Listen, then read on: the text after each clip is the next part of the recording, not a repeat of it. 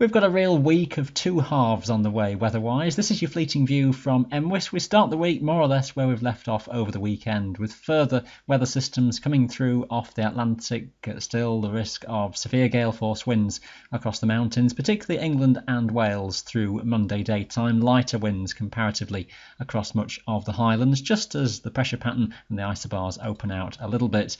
But some heavy pulses of rain and some hail, maybe a rumble of thunder thrown in as well, coming through on a rather unstable westerly airstream, so that will affect most western mountains through the day. The most prolonged rainfall likely across Cumbria, the western side of the Pennines and Wales, a little bit more showery across the western side of Scotland, and the driest place of all, typically the eastern part of the Highlands.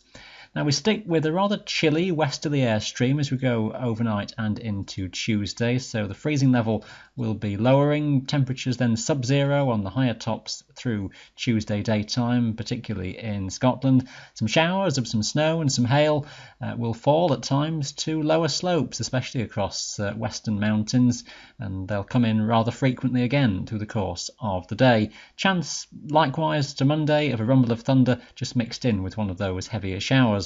Driest conditions toward the east. Again, a blustery day, but maybe not quite as windy as previous days on Tuesday.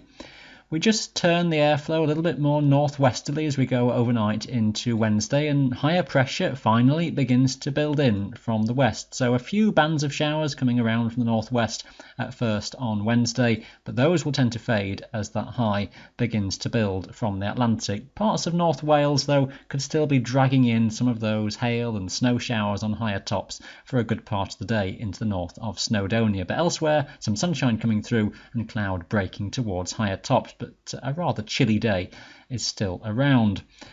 Overnight into Thursday, frost is likely quite widely as high pressure and clear skies settle in across the country, and leads to a much different weather picture as we go into the second half of the week.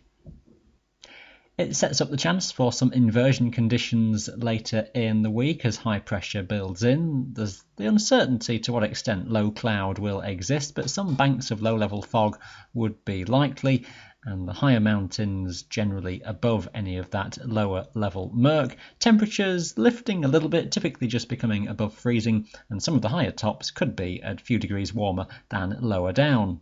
By Friday and next weekend, as the high begins to shuffle further eastwards, it might just be that an easterly wind begins to strengthen further south. Still a generally dry story for many. Overnight frost and fog in the forecast.